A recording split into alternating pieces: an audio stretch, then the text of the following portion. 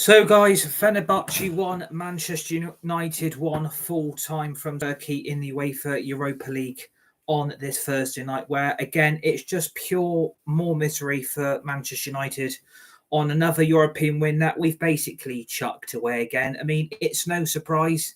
Manchester United get themselves into a winning position. Manchester United throw that winning position away again.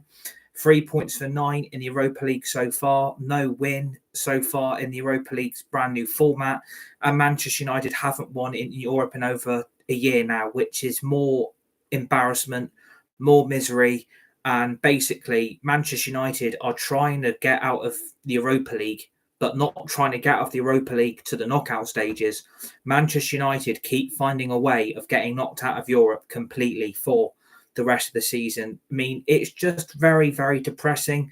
It's getting very, very frustrating, and it's getting very, very disappointing that Manchester United are chucking European wins away. Like, when you go 1-0 up, you think to yourself, let's try and build on the lead. Let's try and go for the second goal. Let's try and finish the job before half-time if we can.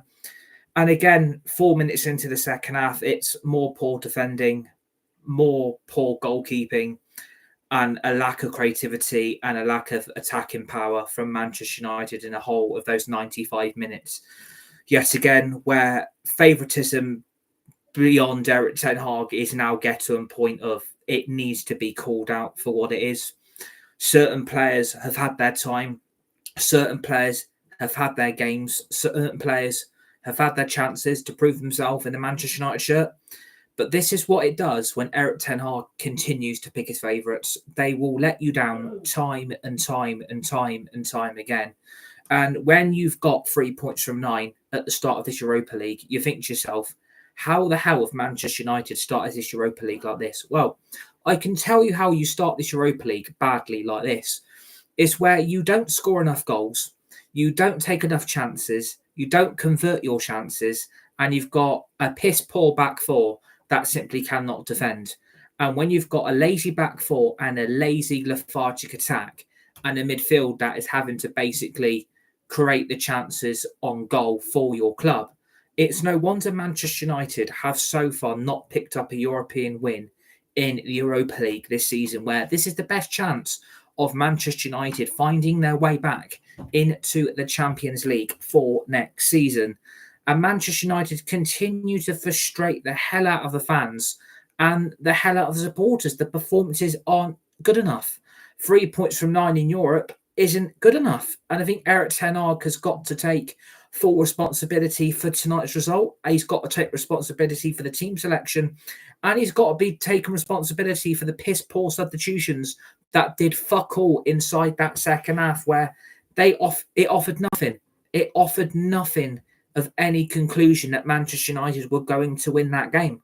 The substitutions were absolutely fucking pathetic. It was quite frankly pointless. I don't know why Erik ten Hag bothered making substitutions when it clearly didn't work. And it's not like the team selection he went with was any good either. The team selection tonight is an absolute disgrace. I don't know what Erik ten Hag's thinking of putting Mazraoui in the number 10 position in that starting lineup. I mean, what a joke that must be. What a joke and what an embarrassment for Mazraoui to have to be put in at the number 10 position. And the two excuses that we get from Erik ten Hag is we have to keep the players fresh. We need the players for Sunday. And I used to use Mazraoui in the number 10 position when I was at Ajax. I used to use Mazraoui in the number 10 position when I was at Ajax. So another Ajax idea that has come to Manchester United Football Club, Erik ten Hag is trying to integrate into this Manchester United team, where he's expecting Mazraoui's Ajax form to automatically transform himself into that pure prime number 10 that Mazraoui clearly isn't at Manchester United. Mazraoui was brought in to be our right back. Mazraoui was brought in to be our right back. And I feel it's pure embarrassment on his name. It's pure embarrassment on the player, and it's pure embarrassment for the Erik ten Hag in brigade, because, again, he's putting players in this team who are being played out of position that clearly are struggling to get a grip hold in the game and are clearly trying to get Manchester United to fail deliberately by putting players out of their comfort zone and expecting these players to produce prime Barcelona tiki-taka football. And he's expecting Mazraoui to be this transformative number 10 because the impact of Bruno Fernandes isn't in the team tonight. And he's expecting Mazraoui to rip up trees by putting him in that number 10 position. Quite clearly, that didn't work. And for me, that is massively idiotic to put a player who has clearly not even been used to being put in that position in the first place, but to put him in that position altogether, I think is an absolute disgrace. And I feel sorry for Mazraoui, but I feel the whole blame here has to be put at the feet of Erik ten Hag. You can't keep putting players out of position where it's not working. Erik ten Hag is not learning from his mistakes. You need to be putting these players in their positions what they are most comfortable at. And Erik ten Hag continues to tinker and put players out of their most comfortable position that they are in. And it is expecting, these players to produce the goods. I'm sorry to say, all those people praising that so far the team selection went well, getting the lead and getting that 1-0 lead and getting in front. So far, the team selection's paid off. But all of a sudden, those TNT Sports commentators soon change their tune. Soon as Manchester United throw away another 3 more European points, where Man United needed to win this game tonight. And I tell you what, the more this continues, the worse this is going to get. Because we have got to try and win the Europa League. We have got to try and win this competition. We have got to try and win this to get back in the Champions League. But this is what happens where he's using his Ajax connections and expecting his Ajax DNA to be integrated onto this team, into these players. And he's hoping that that Ajax form of these players when they were at Ajax, he's hoping that form at Ajax that they had can be produced at Manchester United. I'm sorry, Eric. That is on you tonight. That result and that team selection is absolutely on you for keep using the Ajax excuse of, when Mazraoui was at Ajax, this was prime Mazraoui. He was absolutely phenomenal for me. Every time I put him in that number 10 position at Ajax, it was absolutely fucking phenomenal. And he's expecting it to work again at Manchester United. I think Erik ten Hag needs to stop using the Ajax excuse. And the Ajax excuse is now costing Manchester United. A lot of players that have been brought from Manchester United have been brought under Erik ten Hag because of connections of Ajax. And he's expecting those Ajax connections to work straight away in this Manchester United team, where it clearly isn't fucking working. And Erik ten Hag is continuing to dig himself a bigger and deeper hole by the less progressive players. He's continuing to tinker with the team where it's not working. And he's making substitutions at the point of the game, what are a complete waste of time. And it's not going to change the outcome of the result. It didn't change anything. And I mean, I didn't think we deserved to win the game. If I'm being really honest with you, I don't think we deserved to win the game. I thought Manchester United in the first 5 to 6 minutes were very, very poor. Fenerbahce did come out the traps. We did expect a Fenerbahce onslaught. We expected Fred to produce. We expected Amrabat to produce. And they were absolutely bossing that midfield, absolutely showing what Manchester United are currently missing in that midfield three, where there was a lack of midfield protection for the whole game long. And we did all right, to get the 1-0 lead. We did all right up to that moment when we got in front and we got the goal. And it was against a run of play, if I'm being really honest with you, because Fenerbahce in that stage of the game, at that early stage, were the better team. They were creating more opportunities. They had more of the ball. They had more possession. They were creating more of the attacking opportunities. It's because Manchester United hit them on the counter-attack. And I think that's the whole vibe I got off today's game. That's the whole vibe I got off these players, is to hit Fenerbahce on the counter-attack. That is all I saw all 95 minutes. It was to hit Fenerbahce on the counter-attack. And do you know what? It is getting so fucking boring that we are parking a bus and trying to break on them on the counter-attack. It is getting pointless. It's boring. It's lethargic. And when you park the bus, this is the type of results that you are getting. You are meant to be Manchester United. You're meant to be having free-flowing attacking football where you dominate the game, you dominate the possession, you create most of the attacking opportunities, you keep the opposition out, you don't concede, you keep a clean sheet. And unfortunately, again, we concede. We concede such a pure, sloppy goal. 4 minutes into the start of that second half. 4 minutes in, and we concede the equaliser. Whatever's happened in that fucking dressing room at half time, those players have gone back into their shell. They've gone back into their comfortable position where, well, at least we've got the lead, at least to a 1-0 up. Let's try and build on this. Let's not try and concede this lead in an early stage. Let's try and hold this. Let's not do anything stupid that is going to cost us in that second half where we are winning the game. We've got the lead, and it looks like we are going to finally get off to our European win. We are finally going to get our first 3 European points of this brand new Europa League format.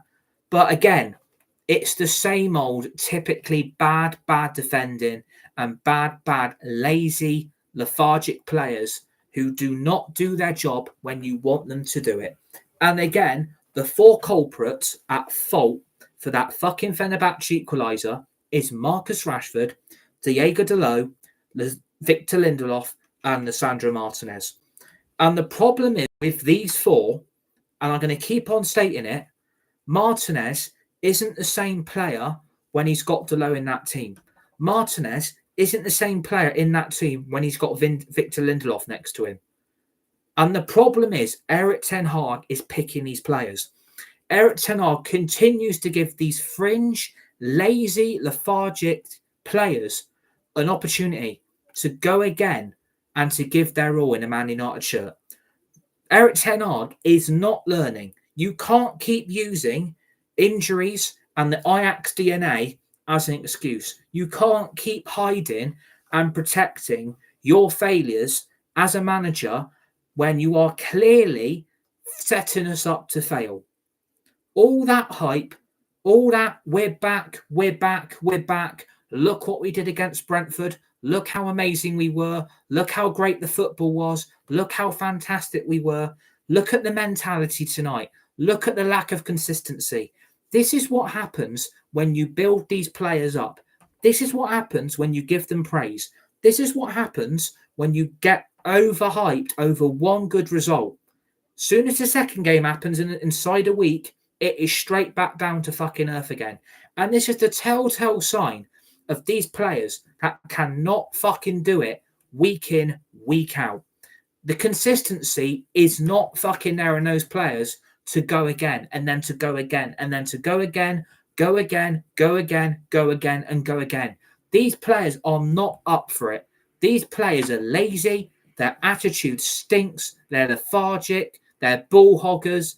They're just every word that you could describe how bad that performance was tonight. And we have to talk about this equaliser. I mean, 4 minutes in, you know how dangerous a player like St. Maximin can be. And I don't think, he had the best performance inside that first half. I thought St. Maximin was very, very poor for Fenerbahce. I thought Dalot had him in his pocket. I thought Dalot did very, very well to prevent Fenerbahce and St. Maximin from causing any dangerous moments inside that United penalty area. I thought Dalot did a fantastic job doing that job in the first half to pocket St. Maximin. The problem is, when you know St. Maximin ain't producing, you know St. Maximin can then produce a moment of pure quality. You know St. Maximin can do trouble and do damage to you. If he isn't performing well, St. Maximin will all of a sudden produce quality to make something happen against you. What's happened here is, and what's really, really frustrated me, he's a quality player.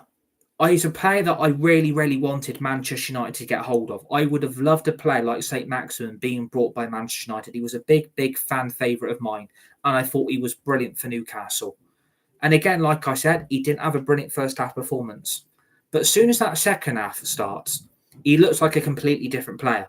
He looks like he's been given a breath of fresh air, and he's been given the freedom of the pitch to go up against Dalot. And he's allowed to get inside that United penalty area. He's allowed to create chances. But what annoys me about the goal and the way the goal has come about, and you know, St. Maximin gets into a very, very dangerous position on that left wing. And you think to yourself, he's going to do one or two things. He's going to cut inside and put the ball into the penalty area, or he's going to try and go past your right back and try and get inside your penalty area and either put a high or low cross into the other Fenerbahce players who are trying to attack that Man United goal. The option what goes with is a brilliant cross by St. Maximin and a brilliant header from El Nazari. What annoys me about the Fenerbahce equaliser, you've got DALOT and Marcus Rashford both up against St. Maximin. Both players should be able to prevent that cross from getting inside your penalty area in the first place. One or two of those players should have been on him and tried to win that ball off him. Not either of DALOT or Marcus Rashford decide to either try and win the ball back, try and block the cross, try and put a tackle in. They just let St. Maximin put a free cross inside their penalty area. And the way the cross has gone inside, Marcus Rashford and Diogo Dalot have both turned their back away from the cross and put both their arms down by their sides. They've turned away from the cross. They've allowed that cross to go inside our penalty area from turning away from the ball. And then what happens then? It's a brilliant ball in, by the way. It's a brilliant ball in. But what then annoys me, we know Martinez can have quality when he defends. We know he's a quality centre-back.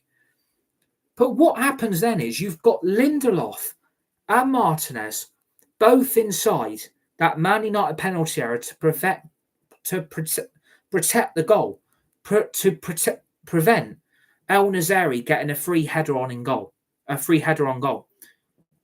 What happens is that El Nazari gets in between Lindelof and between Martinez and gets a free header on goal, and it goes into the back of the net because Martinez and Lindelof basically just both fucking stand there and let the header happen.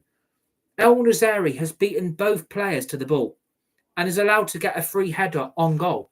And I can't believe the audacity of Lindelof and Martinez to both fucking stand there and do fuck all to try and not prevent El Nazari for getting a free header on goal. And the problem is, I'm not just blaming Lindelof and Martinez. I've also got to blame Onana. I mean, how many goals is this guy going to keep letting in? Like, this was meant to be the goalkeeper that was meant to take Manchester United to the fucking next level. This was meant to be the sweeper keeper that Manchester United needed to go to the next level. What is going on with the amount of goals he's letting in? And I know, you know, Lindelof and Martinez have lost the ball to El Nazari and it's ended up in the back of our net. I know it's poor defending from both of them. And, you know, you expect one of those two to at least anticipate the danger that El Nazari proposes in your penalty area. You know he can deal damage. You know he can score goals. He had such a good record for Sevilla. And you've allowed him to get into that really comfortable position in between both of you and allowed him to get that free header on goal. But again, the goal is straight down down the middle of Onana's goal. And he's down in the middle of the goal and the ball is ending up down the middle of his goal into the back of the net. So it's not just poor defending. It's really, really, really, really poor fucking goalkeeping as well. From a goalkeeper, the shot is basically down the middle of you. You've got to be saving that. That is fucking savable. You should not be letting that goal in at the audacity of the poor defending. That is shocking. That is really, really shocking goalkeeping where it's straight down the middle of you. Onana should be saving it. There is no excuse for that goal to not be saved. It was straight down Onana's neck. You should be saving that. That should not be going in. But the problem is there's too much power. There's too much control from the header. There's too much finesse for that ball to end up in the back of the net. And Onana can't do anything. Once you get a free header on goal and it's straight down the middle, you can't really do anything. But the goalkeeper doesn't even attempt to save it. Like that, for me, that has to be saved. Someone go and watch that goal back. The goal is straight down the middle of Onana's net. He should be saving that. Of a goalkeeper, for the money and the caliber that we all think he is, he should be saving that. There is no excuses for him to come out with that he can't save that goal from happening. But Lindelof and Martinez and DALOT and Rashford, they all need a fucking massive reality check in this Manchester United team, because it's the situation where if you continue to use Rashford and you continue to use DALOT and you continue to use Lindelof, this is the situations that carry on happening time and time and time and time again. These players cannot be trusted, and Erik ten Hag thinks he can trust them. These players are letting you down, Eric. These players aren't fucking good enough, and you're allowing it to happen. You're allowing these players to show you up. You are allowing these players to show you up as a manager of how bad your setup is, how bad your tactical approach is. Because I saw absolutely nothing from Marcus Rashford.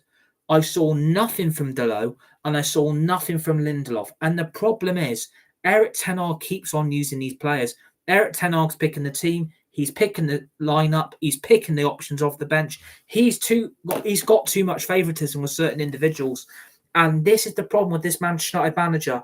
Once there's favouritism in this team with certain players, the manager will continue to pick them. The manager will continue to give them a chance.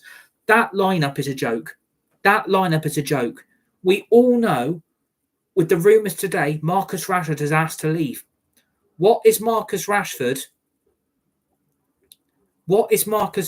doing at this football club if he's asked to leave? Respect to bro for having the Europa Conference League trophy in the corner of his room at all times. Exactly. We're meant to be favourites for the Europa League. We aren't winning the Europa League. Absolutely forget about it. We are going to struggle to get to the knockout stage. At this rate, with the remaining games we've got left, we've got to get 15 points from 15.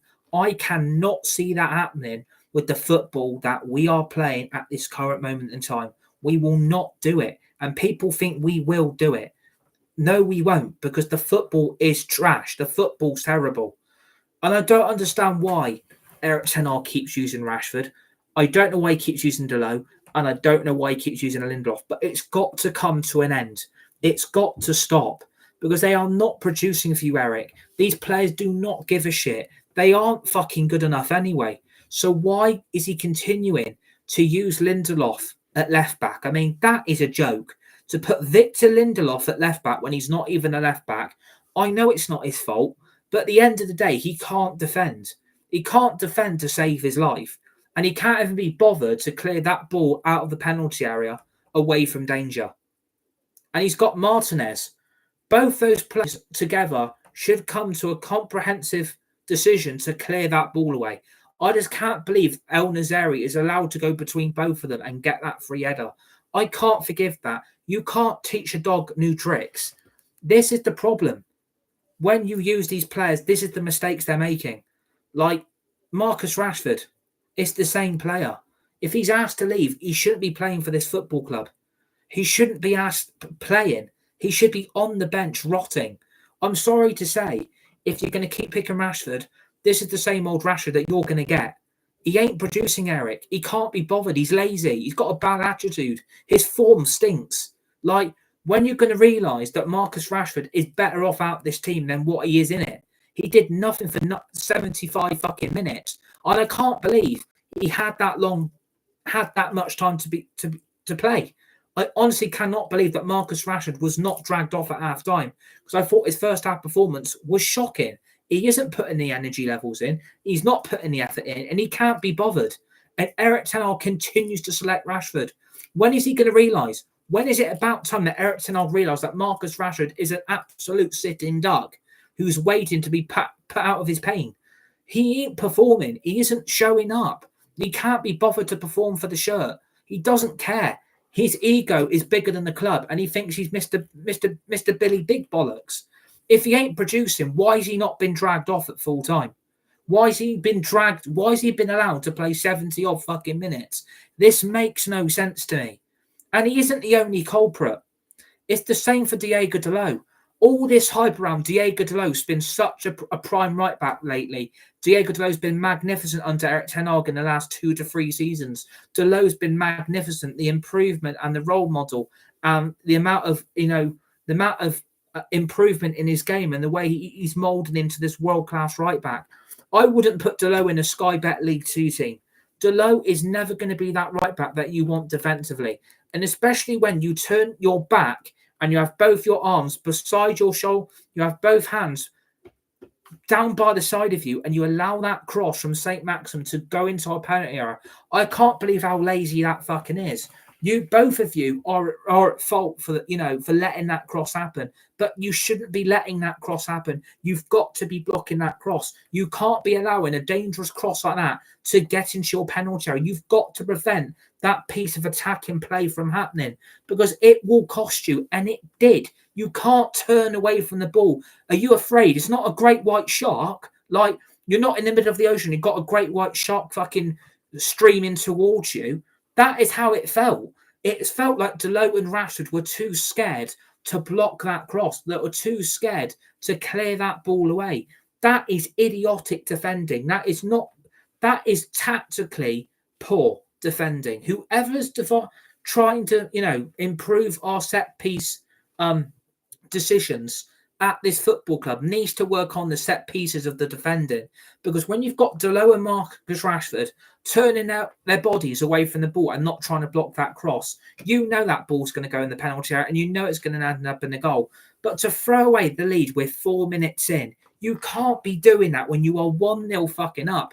And I don't even think we deserved a goal. And I mean, again, I hold my hands up about the midfield. I thought Eriksen was a goner at the start of the season. I honestly thought Eriksen was a goner, but at the moment, he's scoring our goals. The goals are coming through the midfield again, which was the problem last season.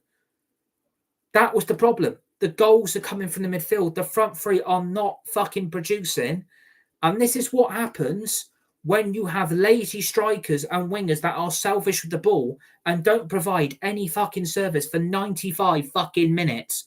This is what happens. This is when you don't have a clinical striker. This is what happens when you've got wingers who are too selfish with their ball to try and get that winning moment of glory.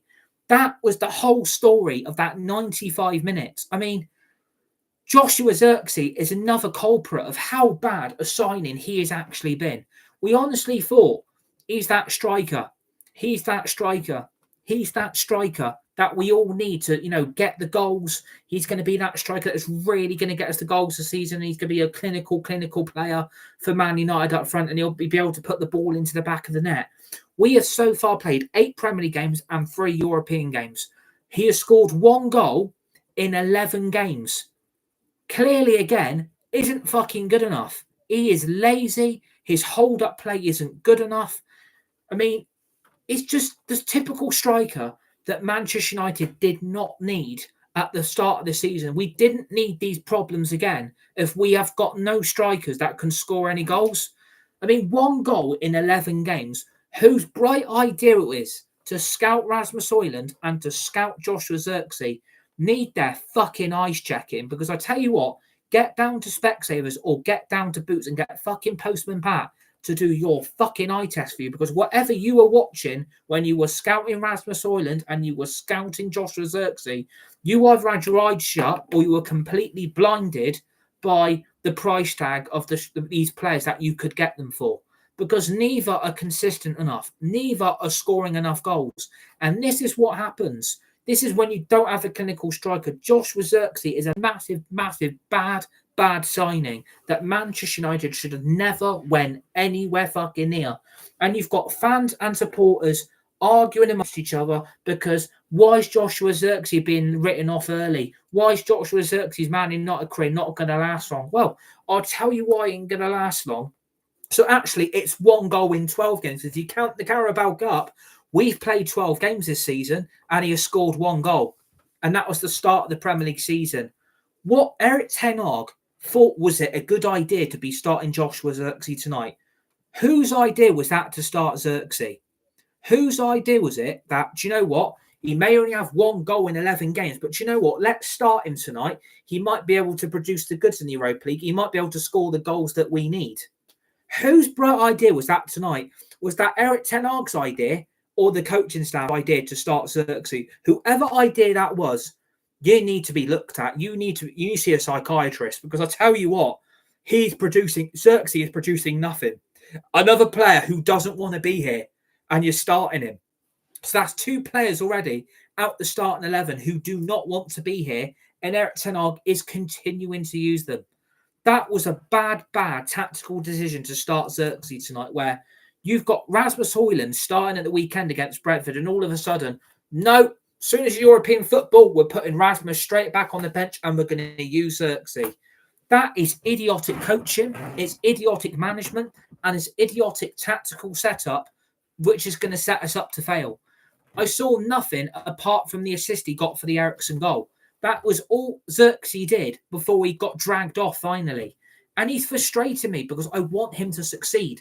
But when he's not scoring goals, how can you back a player that isn't producing? How can you back a player that isn't scoring goals for you? How can you back a player that isn't producing the goods that Man United brought you for to solve the scoring problem?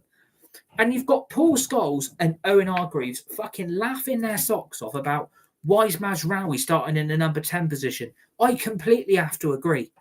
That is idiotic from Erik ten Hag. And you've got ex-legends, ex-players of this club laughing at us because we've got a manager who's completely in fucking la-la land, putting Mazraoui at the number 10 position because it worked out at Ajax. I'm sick of it. I'm absolutely fucking sick of the tactical approach. One good game and it goes straight back down to fucking earth again with a bump. It's getting to the point of how long are Manchester United going to allow this to happen? How long is this going to continue? One good result, bad result. One good result, bad result. One good result, bad result. You can't keep carrying on with it. If I was I would be sacking Ten Hag tonight. I would be sacking him in a heartbeat because that performance is not acceptable. That performance isn't good enough on the European stage where you are trying to get out of the Europa League and win this competition to get back in the Champions League. If the Ineos and the owners are looking at that European League and are looking at Man United's position, they are going to be fucking shitting themselves. They're going to be having the runs. They're going to be having the shits. They are going to be having the Gordon Davis. They are going to be absolutely bricking their pants. Because if we go out of Europe, how the hell are we getting in it next season? Because we're not winning the league and we're not winning the Premier League. And we are going to be lucky to get top 4. And we are going to be reliant on the Carabao Cup and the FA Cup again. That is the story of our season. It's going to be the cup competitions to get Man United out of jail. You might as well get Man United, Ineos and the players and Erik ten Hag all sit down. Let's get the Monopoly board game out because you're going to use the get out of jail free card again because that is what's going to happen. They're going to be using the get out of jail free card again to get away with another pathetic season. That is the story of last season. Was use the FA Cup as a get-out-of-jail-free card to keep the manager, but then not back him in the summer, and then take 3 fucking weeks to make a decision to keep Erik ten Hag or not. And then they wasted 2 weeks of a pathetic international break where Ineos and the board couldn't decide what to do with Erik ten Hag.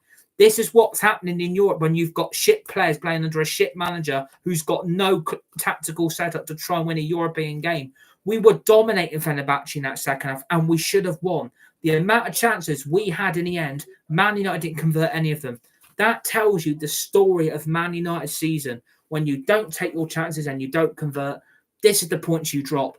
This is the results you don't need. And it puts even more pressure now on Erik ten Hag to try and... Don't worry, we'll go again at the weekend. We'll try and go away to West Ham after Fenerbahce. We are going to get smashed. We are not beating West Ham at the weekend. We're not beating West Ham.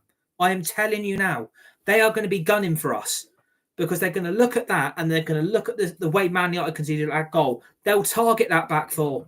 That back 4 is weak. It is massively, massively weak. And I know Martinez and DALOT is a massive improvement on Lindelof and Maguire and Varane, which it is. But when you've got no other options at left back or right back that are making this team balanced, every sector of the team is then suffering because we've got no one bombing forward through the left back to support the left winger. And we've got a useless right back in DALOT who can't do his job. It's no wonder Manchester United are playing shit. It's because of these players and the manager's team selection and the way he is tactically setting us up to fail. We didn't go in that game wanting to win. That was the vibe I got. When we went 1-0 up, I thought we were surprised we went 1-0 up. I mean, Eriksen, I thought he was gone by the start of the season. I wanted Eriksen gone, but he's the only midfielder, attacking midfielder-wise, is actually producing anything, because you're not seeing Matt in a United shirt. Bruno Fernandes was suspended. MAINOO is injured. And all we've basically got then is the 2 CDM roles in CASEMIRO and then Ugarte, which, again, the team selection, again, is a joke, because I don't understand why Erik ten Hag did not use his fucking knowledge of how to produce a well-balanced midfield three. It needed to be CASEMIRO, Eriksen, and Ugarte. That is what the midfield should have been. I can't believe Erik ten Hag had the audacity to embarrass Mazraoui in front of everybody, and he's making pundits laugh at us. I mean, that is disgusting. That is a joke that you've got pundits now laughing at us again. It ain't no surprise, by the way. It's the same old Manchester United. We are a laughing stock. We're a joke. We're a circus. We're a pantomime. We're a theatre. You might as well get down Western Playhouse or the Bristol Hippodrome and get bloody the Sooty Show on bloody stage. Because I tell you what, watching the Sooty Show is a much more enjoyable than watching this shit. It really, really is. It's more enjoyable than watching this crap. One good win, everyone hypes the Brentford result up, and then look what happens. Back down to earth with a bump yet a fucking again. And it ain't no surprise. Man United are going to continue this way. Man United will never learn. Erik ten Hag is going to get himself sacked. If I was the only Arsenal, I'd sack him. I would sack him on the spot. If you're going to celebrate a point, and like Robbie Savage was, just because your son was sold to Reading, don't come at me saying, well, at least they didn't lose the game. At least they got a point, but they've got to start winning. Well, no shit, Sherlock. Like, wake up. Just because we sold your son to Reading because he was shit, don't come at me saying a point's a positive result. Did we win? No. Man United haven't won a European game for over a year. How embarrassing is that stat? How embarrassing is that Man United haven't won a European game for over a year? It's not good enough. 3 points from 9 isn't acceptable. That's sackable. So what are Man United waiting for? Well, we don't know what to do. If we sack the manager, who do we get? We might have to put Rude in charge. I mean, what are we going to go? Rude! I mean, no. I don't want an interim manager. I want someone who's going to kick these fucking players out this football club because they're shit. They aren't bothered. They aren't bothered to produce. They can't do it for 95 fucking minutes. I mean, they can't. I mean, Garnacho was brilliant at the weekend. All of a sudden has gone back to being shit again. I mean, Antony comes on. As soon as he comes on, 5 minutes later, he's off injured. Why is he still at this football club? Why did we still keep him in the summer? Well, we couldn't sign him because no one would pay his wages. No one would pay the fee that we wanted. Well, that is on Erik ten Hag for buying him in the first place then, isn't it? Because if Antony's injured, that January move's going to be going up in smoke, isn't it? Because if Antony's got a bad injury, and what makes me laugh about Antony, he comes on, 5 minutes, gets injured, comes back on the net and again limps off because he can't carry on. And I don't know what type of injury Antony's got, but isn't it funny? He's been linked to the January move and all of a sudden he's got injured. I mean, that means he ain't going anywhere in January. And if that injury's bad, he ain't going anywhere. So then again, we are then fucked on the right wing because we've got no other winger now. We've got no other winger. We've only got Ahmad, who was brought on to play 8 fucking minutes. I mean, what was the point of Ahmad coming on? I can't believe Ahmad in the last 2 European games has seen 8 minutes of football. I can't believe that. I'm shocked that Amad Diallo ain't getting a look in. What has Ahmad done wrong? What has Ahmad done wrong not to be coming on over Antony? What's Ahmad done wrong not to start over Marcus Rashford? I don't understand. He's the winger and you want to give him a new contract, but you're not using him. What's the point of him being here? I feel sorry for Ahmad. He should be starting our games. It should be a front three of Garnacho, HOJLUND and Ahmad. But ten Hag doesn't want to do it. Ten Hag doesn't want to do it. He did it with 8 minutes left. The team should have been dramatically changed at half-time. But Ten Hag didn't want to do it. He stuck to his guts. He stuck to what he thought was best. And that wasn't his best team selection. And the substitutions in the second half came way too fucking late when the goal was conceded. As soon as we conceded the goal, heads dropped, morale dropped, confidence went, everything went out the window. Because United didn't respond as soon as that goal went in. United did not respond. And I tell you what, the only two players that can come out with any glory above them tonight, the only two, I would say, and I was going to give a third player a bit of a moment to celebrate. I was going to give it to Onana for that brilliant double save from the two El Nazari chances inside that first half with that terrific double save. I mean, to be honest, it's too simple save to make. It isn't that brilliant. A fucking acrobat at the bloody Olympics could have saved those two shots. It's not exactly too hard saves to make. And yeah, the first save is way better than the second one. The second save is quite simple. I mean, they're absolutely waxing lyrical. Look how great Onana's double save was. Yeah, look inside 4 minutes inside to the second half, and then look what happened. Did he save it? No. Did it go in? Yes. Did we throw points away? Yeah. Did we win? No. The only two that I think can come out of any credentials tonight is Agate and Eriksson. I've wanted Agate to be starting games ever since we brought him. And yet we've still seen CASEMIRO over him, and Eriksson, and MAINOO, and Fernandez, and Mount. This is why Agate was brought, Eric. This is why Agate was signed. This is why Manchester United got him from PSG. The problem is he was brought way too late. It took fucking months of negotiations to sign him. But tonight was absolutely fucking phenomenal. And that bit of defending to block the Tadic shot from an immediate equaliser. As soon as we got that lead and Fenerbahce went up the other end to get that equaliser, the brilliance of that defensive play from Agate to deny Dusan Tadic, the ex-Southampton and Ajax player, to deny him in that current moment of time was utter fucking brilliance. And the way he commands and controls that midfield and the way he's been able to run through the midfield and run out to the CDM role and to be able to move that ball so much quicker, so much smoother, and to be able to run more with the ball. That is the CDM and the player that Man United have been missing for so fucking long. This is why Agate, Eric, should be starting games for this club, because he is producing the midfield role that this club has been desperate for. Agate has been an absolute blessing in that midfield tonight. That is the only positive, and the Eriksson goal I can come up with, because the brilliance of those two in that midfield, it made the midfield so much more tighter. It made the midfield so much more fluent. It made the midfield a lot more attacking and more defensively solid when you've got Agate being able to do that CDM role and to block everything that's coming at him. And the way he wins the ball back and he manages to win possession, and the way he thinks about the pass before he makes it, that is the type of midfielder we needed, because he's not rushing it. He's trying to play it simple and make it a bit more fluent and a bit more likable. He's not rushing his decision-making. He's not rushing his passing. He's not trying to play balls over the top. He's managing to get that ball a lot more forward, but his defensive work is immense. His defensive work is immense. And I'll tell you what, if he wouldn't have put that blocking on Tadic to block that Tadic shot from going in, that was an equaliser. That would have been 1-1 before half-time. We would have been in a spot of bother in that second half, because we knew Fenerbahce were going to come out in that second half and they were going to attack. But Agate was still doing his job. I thought Agate was a solid 10 out of 10. And I think Eriksson, his goal was brilliant. It was a really good bit of play for Man United. But again, it's on the counter-attack. Let's park the bus and break Fenerbahce on the counter-attack. The game plan sucks. The game plan is so boring. The tactical approach is just absolutely boring as hell. It's woeful. It's atrocious. It's lethargic.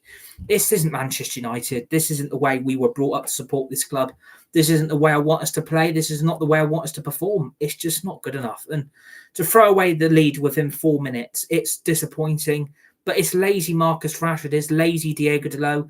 It's lazy Victor Lindelof. And it's very surprising for Martinez and not to be able to get that danger out of the penalty area. It's very unlike him not to be able to clear that ball away from danger.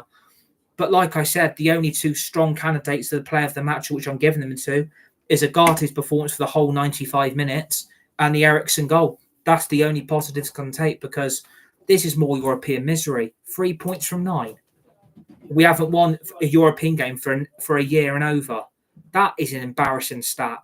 That is quite frankly pathetic. But if you're a Man United fan or you're a Man United supporter celebrating a point, you are not a Man United fan. You need to be winning every game. That should be your mentality. It shouldn't be this win, lose, or draw crap. You need to be winning. This is what Pep installs at Man City. This is about winning, not drawing, not losing. This is about winning. This is about being the best. And Man United are nowhere near being the best. It's going to get worse before it gets better, but 3 points from 9. Fenerbahce 1, Manchester United 1. No win for Man United in European game for over a year. So I hope you enjoyed this live reaction. Please hit the like button and the share button. Please keep subscribing to the channel, United Red Devils 20 on YouTube. Share the video. Hit the tweet button, hit the retweet button. Remember to always put the notification bell on as well so you receive dedicated and upcoming brand new content we have got planned for the last 2 months in 2024 this year. Got brand new videos, shorts, live streams, and much more brand new content I want to get all of you involved in. And we've got a brand new exclusive game coming in an hour and 10 minutes time. We all know what game's coming out on tomorrow morning at 12 a.m. We all know what it's going to be. Please join me live for that brand new live game with my mates Josh, John, and me. Trios on a brand new game. And we all know what that game is. It's got a number 6 on the end. That's all I'm going to tell you. And then also we will try and fit in the West Ham preview tomorrow evening for the look ahead for Sunday's afternoon's game away at the London Stadium for Manchester United on match day 9 of the 24-25 Premier League season. But more misery for Manchester United, more European misery, 3 points from 9, and Manchester United haven't won a European game now for over a year. That tells you a lot.